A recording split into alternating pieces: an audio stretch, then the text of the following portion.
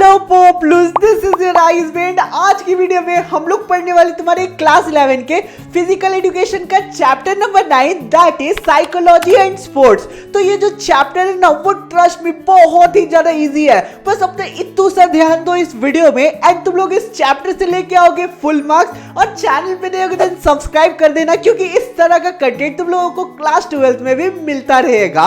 और हाँ यार, लास्ट में इंपॉर्टेंट क्वेश्चंस भी देने वाला हूं जिसे तुम लोग गलती से भी मिस आउट नहीं कर सकते हो। तो अब आराम से चुकू मुकू बैठो एंड आज के 3D एनिमेटेड वीडियो का मजा लो। तो यार चैप्टर के स्टार्टिंग में हम लोग सबसे पहले क्या करते हैं वो तो मेरी पोपलू गैंग को पता ही होगा। सबसे पहले सब टॉपिक्स के बारे में जान लेते हैं कि कौन कौन से सब टॉपिक्स का डिटेल में पोस्टमार्टम करना है। इस चैप्टर में तुम्हारे स्क्रीन पे दिख रहा होगा। सबसे पहले definition and importance of psychology in physical education and sports, यानी कि तुम्हारा जो साइकोलॉजी होता है वो एग्जैक्टली उसका डेफिनेशन क्या है, वो एग्जैक्टली होता क्या, उसका मतलब क्या होता है, उसके बारे में जानना है। फिर उसका महत्व यानी कि इंपॉर्टेंस के बारे में जानना है स्पोर्ट्स के और फिजिकल एजुकेशन के फील्ड में। सेकंड हम लोगों का developmental characteristics at different stages of development, यानी कि हम लोगों के एज के साथ कौन कौन सा डेवलपमेंटल स्टेज आता है, कौन कौन सा डेवलपमेंट होता है बॉडी में, कौन कौन सा स्टेजेस आते हैं बॉडी में एज के साथ, उसके बारे में पढ़ना है। थर्ड तुम लोगों का adolescence problem and their problems, यानी कि एडोलेसेंस का जो एज होता है ना उसमें कौन कौन से प्रॉब्लम्स को कोई भी बच्चों को फेस करना पड़ता है उसके बारे में पढ़ना है। और उसका मैनेजमेंट क्या है उसके बारे में पढ़ना है। क्लियर है। फोर्थ हम लोगों का टीम कोहेजन एंड स्पोर्ट्स, समझ गए। फिफ्थ हम लोगों का introduction to psychological attributes, attention, resilience, mental toughness, यानी कि तुम लोगों को अटेंशन क्या होता है, रेजिलेंस क्या होता है, मेंटल टफनेस क्या होता है, सीधे साधे मतलब में उसका मतलब जान लेना थोड़ा सा डिटेल में कि एग्जैक्टली ये होता क्या है। समझ गए। चलो अब हम लोग चैप्टर को स्टार्ट करते हैं और सबसे पहले सब टॉपिक्स का पोस्टमार्टम शुरू करते हैं, जो कि है definition and importance of psychology in physical education and sports. तो सबसे पहले तो साइकोलॉजी होता क्या है वो जान लो तुम। Psychology is the scientific study of mind and behaviour including how the mind influences behaviour. इसका क्या मतलब होता है कि साइकोलॉजी एक साइंटिफिक स्टडी होता है तुम्हारे दिमाग का, तुम्हारे माइंड का और उसके साथ साथ तुम्हारे बिहेवियर का। ये इंक्लूड करता है कि कैसे तुम्हारा जो माइंड है वो तुम्हारे बिहेवियर को इन्फ्लुएंस करता है। समझ गए। अब साइकोलॉजी का डेफिनेशन क्या वो देख लेते हैं। अलग अलग लोगों ने साइकोलॉजी को अलग अलग तरीके से डिफाइन किया है। के.एम. बंस के अकॉर्डिंग तुम लोग याद रख लेना कि साइकोलॉजी क्या है। सिंगर के अकॉर्डिंग साइकोलॉजी क्या है वो दिमाग में रख लेना। एल्डरमैन के अकॉर्डिंग साइकोलॉजी क्या है वो दिमाग में रख लेना। ठीक है, कोई भी एक तुम लोग डेफिनेशन को याद करोगे काम चल जाएगा। सबसे इजी डेफिनेशन तुम्हारे टेम्पलेट में मार्क हो रहा होगा जो सबसे नीचे है। It is the study of behaviour and various psychological aspect in the field of sports. ये एक सिंपल सा डेफिनेशन है, इसे याद कर लेना। समझ गए कि साइकोलॉजी क्या होता है। अब इसके इंपॉर्टेंस को देख लेते हैं कि तुम्हारे साइकोलॉजी का क्या क्या इंपॉर्टेंस होता है फिजिकल एजुकेशन और स्पोर्ट्स के फील्ड में। सबसे पहले स्ट्रक्चरिंग सेल्फ कॉन्फिडेंस, यानी कि तुम्हारा जो साइकोलॉजी है ना वो तुम्हारी सेल्फ कॉन्फिडेंस को स्ट्रक्चर करता है, यानी कि बढ़ाता है। सेकेंड तुम लोगों का helps to improve stress management, यानी कि तुम्हारी स्ट्रेस को मैनेज करने में बहुत ही ज्यादा हेल्प करता है साइकोलॉजी। थर्ड तुम्हारा helps to improve focus, concentration and attention. तुम्हारा जो साइकोलॉजी होता है ना फिजिकल एजुकेशन और स्पोर्ट्स के फील्ड में, ये तुम्हारी कंसंट्रेशन को, तुम्हारी फोकस को और तुम्हारे अटेंशन को अच्छा से बढ़ाने में हेल्प करता है। फोर्थ तुम्हारा helps to work better with parents and coaches. तुम्हारे पेरेंट्स एंड कोचेस के साथ ये तुम्हारा जो रिलेशन है वो और अच्छा करने में हेल्प करता है। Helps to overcome emotional problems of athlete, ये इमोशनल प्रॉब्लम से ओवरकम करने में हेल्प करता है। छठा है enhance psychological capabilities, psychological capabilities को इनहैंस करता है। लास्ट है तुम्हारा हेल्प्स इन कंट्रोलिंग इमोशन, ये तुम्हारे इमोशंस को भी कंट्रोल करने में हेल्प करता है। क्लियर है। सेकंड टॉपिक जो हम लोगों का है वो है developmental characteristics at different stages of development. इसमें अलग अलग स्टेजेस होते हैं। सबसे पहला इन्फेंसी।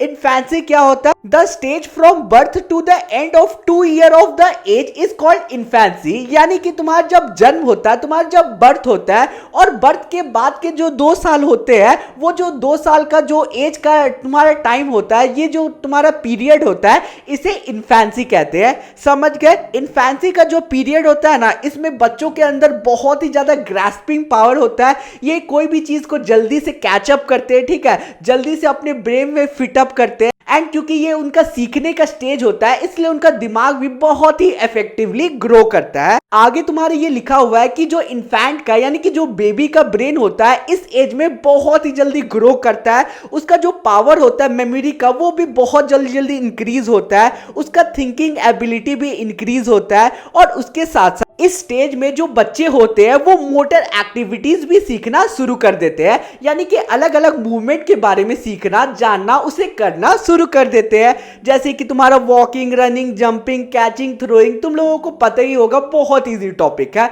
समझ गए, ये टेम्पलेट अच्छे से याद कर ले। सेकेंड है तुम लोगों का चाइल्डहुड स्टेज। इसके बारे में भी तुम लोगों को थोड़ा थोड़ा नॉलेज होगा। 3 साल के बाद का जो पीरियड स्टार्ट होता है ना, और तुम्हारा जो 12 साल तक का जो पीरियड चलता है ना, वो तुम्हारा होता है चाइल्डहुड स्टेज। यानी कि 3 से 12 साल का जो तुम्हारा पीरियड होता है ना बीच का, वो तुम्हारा चाइल्डहुड स्टेज होता है। इस एज में जो बच्चे होते हैं वो आराम से अपने कोई भी मसल को कंट्रोल कर पाते हैं। सारे मसल्स पे उनका कंट्रोल जो है वो आ जाता है, जैसे बचपन में उनका नहीं आता है। यानी कि 1 से 2 साल में तो वो अपना हार्डली कुछ भी मूवमेंट कर पाते हैं, लेकिन 3 साल के बाद से वो धीरे धीरे अपने मोटर मूवमेंट में बहुत ही ज्यादा तेज हो जाते हैं। एंड वो अपने मसल्स को कैसे भी मूव कर पाते हैं। आगे हम लोगों का ये लिखा हुआ है कि इस एज में जो बच्चे हैं वो ज्यादा खेलना प्रेफर करते हैं। तुम लोगों को पता ही होगा, उनका जो थिंकिंग एबिलिटी होता है वो धीरे धीरे इंक्रीज होते जाता है। क्लियर है। आगे हम लोगों का ये है कि इस एज में जो उनका मोटर लर्निंग एबिलिटी होता है वो बेस्ट होता है। यानी कि इस एज में वो पूरा फिजिकली फिट होते हैं, वो पूरा फिजिकली इंडल्ज होते हैं कोई भी एक्टिविटी में, एंड वो अपना फुल पावर के साथ कोई भी एक्टिविटी में परफॉर्म करते हैं। समझ गए, फुल जोश होता है इस स्टेज में। क्लियर है। बढ़ते तीसरे स्टेज की तरफ, जो कि है एडोलेसेंस। एडोलेसेंस एज के बारे में तुम लोगों ने बहुत पहले से पढ़ा है, मुझे ज्यादा बताने की जरूरत तो नहीं है। इस एज में बहुत सारे चेंजेस आते हैं, ठीक है। सबसे पहले पीरियड देख लेते हैं। यानी कि 13 साल की एज से 19 ईयर्स का एज जो एज होता है ना, वो एडोलेसेंट का एज होता है।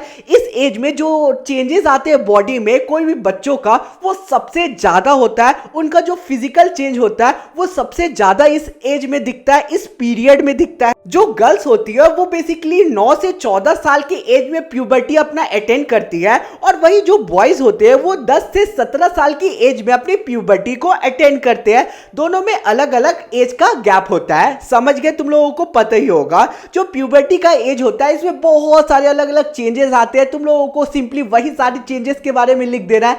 बॉडी में अलग अलग चेंजेस आते हैं, अलग अलग हार्मोन्स रिलीज होने लगते हैं, ठीक है। बेसिकली जो बॉयज होते हैं उनमें अलग चेंजेस आते हैं, उनमें बियर्ड, मोस्टैचेस ग्रो होने लगते हैं, ठीक है। बाकी गर्ल्स में भी अलग अलग फिजिकल चेंजेस आते हैं। उन सारी चीजों के बारे में तुम लोगों को पता ही है, ठीक है। मेल्स होते हैं उनके अंदर टेस्टोस्टेरोन भी जनरेट होने लगता है, और जो फीमेल्स होते हैं उनके अंदर एस्ट्रोजन और प्रोजेस्टेरोन का हार्मोन जो है वो जनरेट होना शुरू हो जाता है, यानी कि बनना स्टार्ट हो जाता है।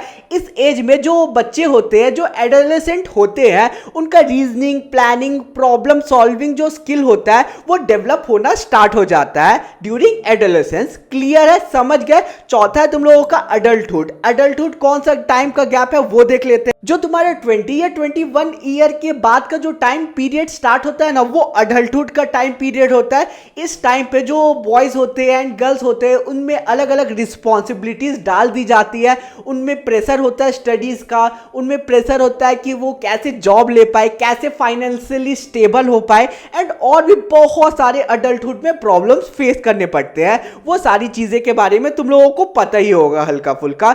इस एज में जो मेजर कंसर्न होता है वो ये रहता है कि कैसे करियर को डेवलप किया जाए, ठीक है। Forming an intimate partnership and marrying, ठीक है। यानी कि अपने पार्टनर्स को बेसिकली ढूंढना स्टार्ट कर देते हैं बॉयज और गर्ल्स। उसके बाद जैसे जैसे एज बढ़ता है, तुम लोग 30 to 35 क्रॉस होते हैं, तो तुम लोगों के बच्चों का टेंशन आ जाता है। तो ये सारी चीजें तुम लोगों का अडल्टहुड में आ जाता है। ये पूरा टेम्पलेट याद कर लेना।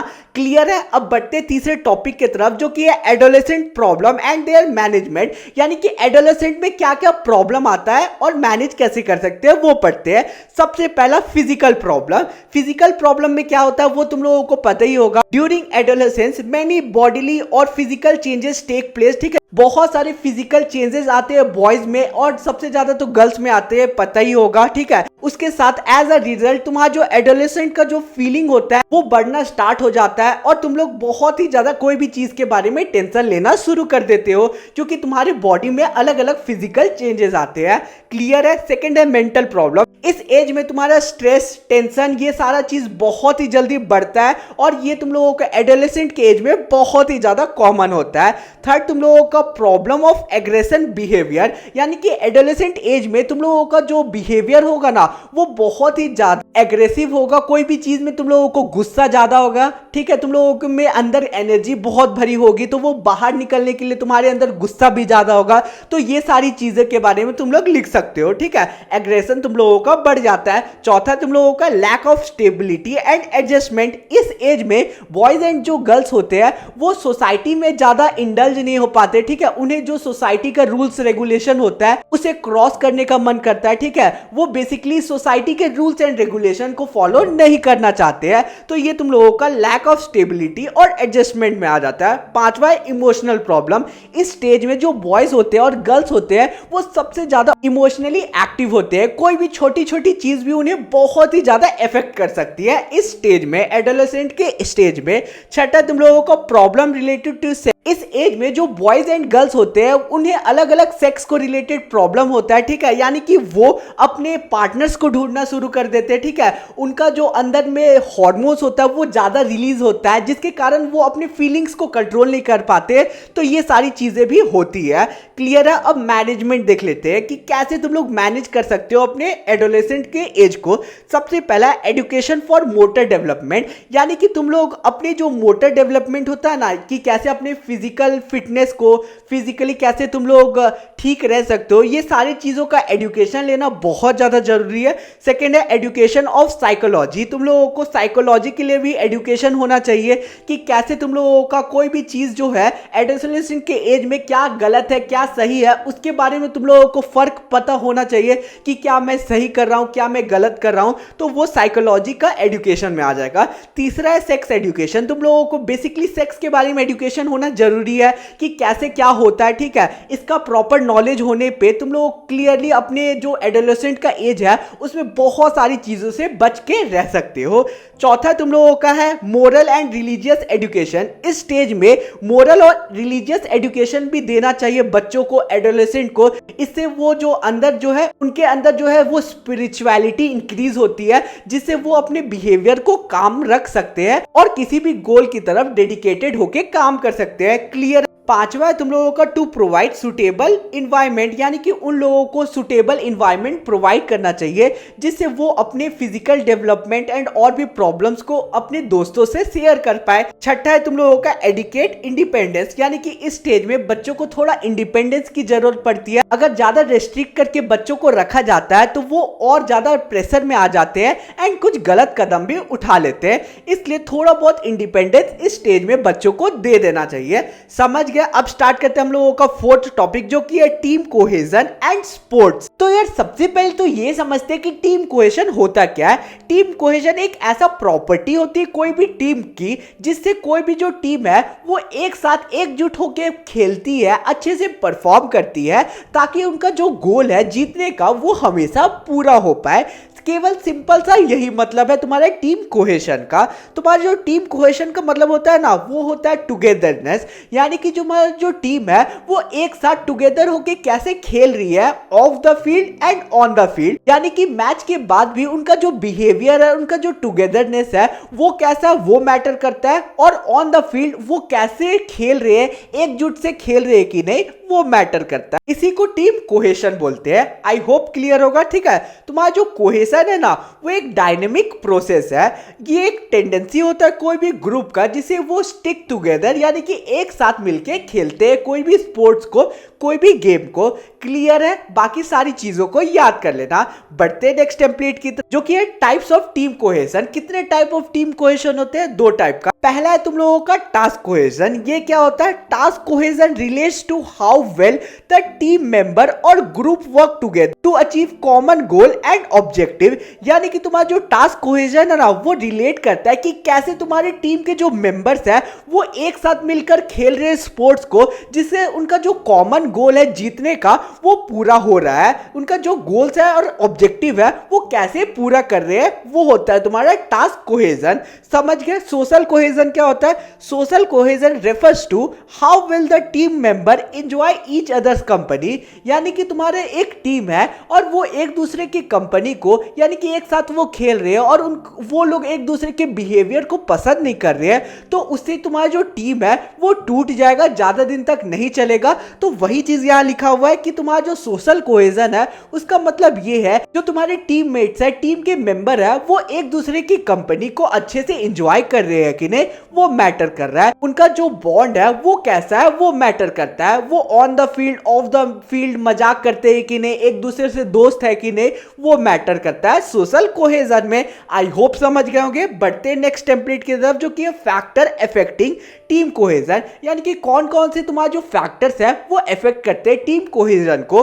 पहला है सैटिस्फैक्शन, यानी कि टीम कोहेजन जो है वो लिंक होता है एक्सटेंड से टीम मेंबर का, जिससे सारी जो टीम के मेंबर होते हैं वो एक दूसरे के जो परफॉर्मेंस है उससे खुश रहते हैं और साथ मिलके खेलते हैं। अगर वो एक दूसरे के परफॉर्मेंस से खुश नहीं होंगे तो तुम्हारा जो टीम है वो जल्दी ही टूट जाएगा, काम नहीं करेगा। सेकंड है तुम लोगों का साइज ऑफ द ग्रुप, यानी कि तुम्हारी टीम जितना छोटा है ना उतना जल्दी उसके जो मेंबर्स है वो एक दूसरे से घुलते मिलते हैं और टीम कोहेजन और ज्यादा बढ़ जाता है। क्लियर है? थर्ड है सिमिलैरिटी, अगर कोई भी टीम में सिमिलैरिटी होगी उनके प्लेयर्स के बीच तो वो जल्दी एक दूसरे से दोस्त बनते हैं, फ्रेंडली होते हैं, रिलेट कर पाते हैं, जिससे उनका जो ऑब्जेक्टिव होता है जीतने का वो पूरा होता है। समझ गए? फोर्थ है स्टेबिलिटी, अगर टीम मेंबर्स चेंज होते रहेंगे जल्दी जल्दी तो स्टेबिलिटी नहीं आएगी टीम में, जिससे तुम्हारा जो कोहेजन है वो जनरेट नहीं हो पाएगा। समझ गए? पांचवा है विन लॉस रिकॉर्ड, अगर कोई भी टीम का विन लॉस रिकॉर्ड अच्छा है यानी कि जीतने का रिकॉर्ड अच्छा है तो उनका बीच का जो कोहेजन होगा ना, टुगेदरनेस होगा ना, वो बहुत अच्छा होगा। क्लियर है? छठा है विन लॉस रिकॉर्ड, वही चीज है। क्लियर है? दो बार लिख दिया गया एक ही चीज को। ठीक है, तो अब बढ़ते नेक्स्ट टेम्पलेट की तरफ जो कि how to improve team cohesion. कैसे टीम कोहेजन को इंप्रूव किया जा सकता है? पहला है सेट टीम गोल, एक गोल होगा, एक ऑब्जेक्टिव होगा, एक एम होगा, तो तुम्हारा जो टीम है वो एक ऑब्जेक्टिव के लिए अच्छे से काम कर पाएगी। सेकंड है इनकरेज कम्युनिकेशन, जितने टीम के मेंबर्स होंगे वो एक दूसरे से कम्युनिकेट करेंगे तो उनके बीच का जो कोहेजन होगा वो इंप्रूव होगा, टुगेदरनेस और बढ़ेगी टीम में, वो दोस्त बनेंगे और जल्दी। क्लियर है? तीसरा है practice team building, team building की प्रैक्टिस करना होगा। फोर्थ है तुम लोगों का make effort to stay together for a long period of time, यानी कि तुम लोगों को एफर्ट करना है कि उनके जो टीम के मेंबर्स है वो लंबे टाइम तक एक साथ रहे, लंबे पीरियड तक कोई भी टीम के मेंबर साथ रहे, जिससे उनके बीच की टुगेदरनेस बढ़ेगी और वो स्पोर्ट्स के फील्ड में और अच्छा अपना दे पाएंगे। क्लियर है? पांचवा है तुम लोगों का establish N environment of success, जितना ज्यादा सक्सेस मिलेगा टीम को उतना ज्यादा तुम लोगों के जो टीम के मेंबर्स हैं वो उन्हें मजा आएगा एक दूसरे की कंपनी के साथ। छठा है तुम्हारा work together to achieve your goal. Clear है? ये तो वही पहला पॉइंट से रिलेटेड है। आई होप तुम लोगों का टेम्पलेट क्लियर होगा, टॉपिक क्लियर होगा। यार चैनल पे नए होगे देन सब्सक्राइब कर देना, वीडियो को लाइक करना और नोट्स चाहिए होगा तो टेलीग्राम ग्रुप ज्वाइन कर लेना, स्क्रीनशॉट लेने की जरूरत नहीं। तो अब चलो बढ़ते हैं लास्ट टॉपिक की तरफ जो कि है introduction to psychological attributes, attention, resilience, mental toughness. तो सबसे पहला जो टेम्पलेट स्क्रीन पे दिख रहा है वो अटेंशन का टेम्पलेट है। चलो समझ लेते हैं कि एग्जैक्टली अटेंशन होता क्या है। तो यार अटेंशन एग्जैक्टली होता क्या वो तो तुम लोगों को ऊपर ऊपर से पता ही होगा। जो अटेंशन है वो स्पोर्ट्स के फील्ड में बहुत ही इंपॉर्टेंट रोल प्ले करता है। बिना अटेंशन का कोई भी स्पोर्ट्स खेला ही नहीं जा सकता। ठीक है, कोई भी स्पोर्ट्स पर्सन अगर अटेंटिव नहीं होगा कोई भी स्पोर्ट्स को लेकर तो वो कभी भी सक्सेस हासिल नहीं कर सकता है। एग्जांपल दूं तो क्रिकेट में ही ले लो, अगर कोई भी प्लेयर का जो अटेंशन है, कोई भी बैट्समैन का जो अटेंशन है वो बॉल की तरफ नहीं होगा तो वो अच्छे से कोई भी शॉट को खेल ही नहीं पाएगा। तो अटेंशन बहुत ही इंपॉर्टेंट रोल प्ले करता है स्पोर्ट्स के फील्ड में, चाहे वो कोई भी स्पोर्ट्स हो। तुम्हारा जो अटेंशन है ना वो एबिलिटी होता है स्पोर्ट्स पर्सन का कि वो कैसे टास्क में अच्छा परफॉर्म कर पाए, कैसे वो टास्क में बेटर परफॉर्मेंस दे पाए अपने फोकस की हेल्प से। ठीक है, तो अटेंशन का मतलब ही होता है फोकस और कंसंट्रेशन। अगर फोकस और कंसंट्रेशन कहीं भी तुम्हारा अच्छा है तो उस जगह पे तुम लोग अच्छा परफॉर्मेंस जरूर दोगे। अब हम लोगों का नेक्स्ट टेम्पलेट तुम्हारी स्क्रीन पे दिख रहा होगा जो कि है रेजिलेंस। रेजिलेंस क्या वो समझ लेते हैं।